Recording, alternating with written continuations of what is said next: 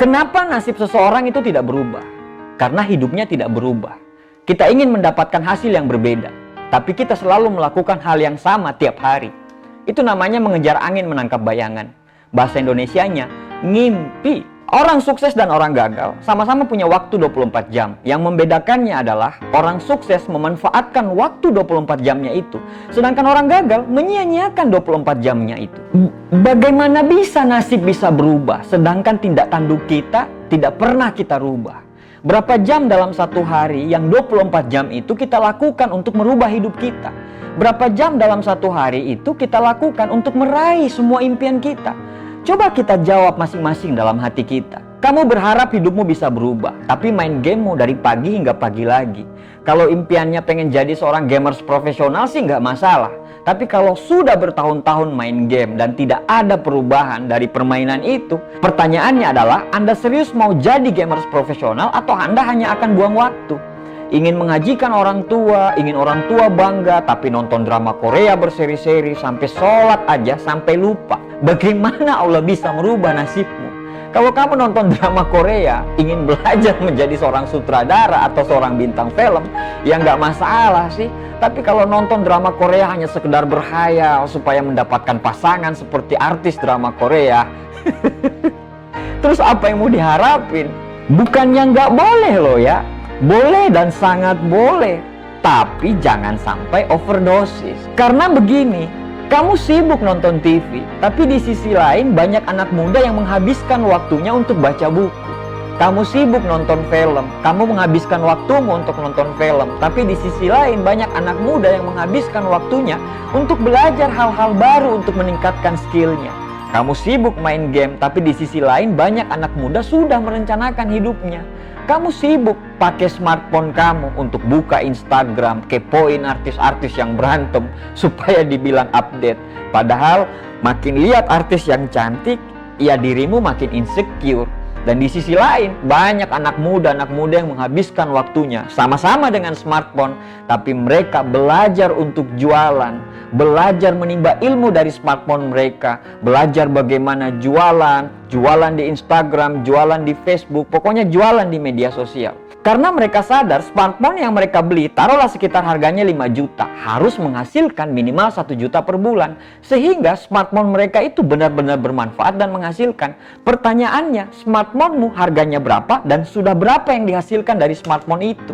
Kalau smartphone-mu smartphone mahal dan cuma dibelikan dari orang tua, tidak menghasilkan apa-apa, berarti smartphone-mu doang yang smart. Pemiliknya, wallahu alam. Sekali lagi, main game, nonton TV, punya handphone yang mahal, main media sosial itu boleh-boleh saja, halal kok. Yang penting satu, jangan sampai overdosis. Kenapa kamu tidak pernah lihat iklan Lamborghini itu di TV? Karena perusahaan mobil Lamborghini itu tahu bahwa yang mampu membeli mobil miliaran mereka itu mungkin tidak pernah nonton TV. Hidup kita susah, kadang bukan karena orang lain, tapi karena diri kita sendiri yang menyusahkan hidup kita sendiri. Kita tidak mau keluar dari zona nyaman kita. Kita takut untuk melakukan hal-hal yang baru. Kita sibuk nyinyirin teman kita yang sibuk membangun masa depan dengan jualan di media sosial. Kita sibuk gosipin teman kita yang lagi merintis usaha jualannya. Bukannya membantu, kita malah mendoakan supaya dia tidak berhasil. Kita menghabiskan waktu pacaran berjam-jam tiap hari dan bercerita mengenai indahnya masa depan. Tapi percaya saja kalau itu dilakukan terus-menerus dan sampai membuang waktu, percaya saja bukan masa depan yang akan didapatkan, tapi masa suram yang akan didapatkan. Ya silakan aja melakukan hal-hal yang tidak bermanfaat. Itu hak kamu kok. Saya tidak berhak untuk mengatur hidup Anda.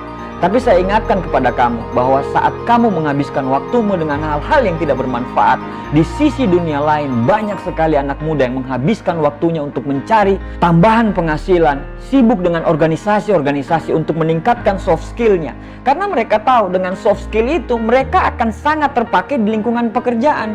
Banyak sekali anak muda yang menghabiskan waktunya di majelis taklim untuk mempertajam ilmu agamanya. Jangan sampai kamu menyesal nantinya. Jangan sampai kamu tidak jadi apa-apa nantinya. Berubahlah dari sekarang. Berjuanglah dari sekarang. Keluarlah dari zona nyamanmu. Tantang dunia dengan belajar dan bekerja. Lakukan apa yang orang lain tidak pernah lakukan. Karena untuk mendapatkan apa yang orang tidak pernah dapatkan, kamu harus melakukan apa yang orang lain tidak lakukan. Tidak ada perjuangan yang enak. Semua perjuangan pasti mengalami rasa sakitnya disiplin, perihnya belajar, dan tidak enaknya penolakan. Tidak ada hal yang luar biasa bisa didapatkan dengan tindakan yang biasa-biasa saja. Tidak ada pelangi bila tidak ada hujan dan badai. Tidak ada bintang bila tidak ada gelapnya malam. Hidup itu pilihan. Kamu mau memilih untuk menjadi orang yang biasa-biasa saja, atau kamu memilih untuk menjadi orang yang luar biasa, itu tergantung dari pilihan kamu sendiri. Sebelum terlambat, kamu harus menyadari bahwa mulai besok kamu harus menjadi orang baru, menjadi orang dengan versi terbaik dari dirimu sendiri. Tidak perlu kita melihat orang lain, kita cukup menaklukkan diri kita sendiri. Tiap hari harus jauh lebih baik dari hari yang kemarin. List semua kegiatan-kegiatan yang kurang bermanfaat dalam hidupmu.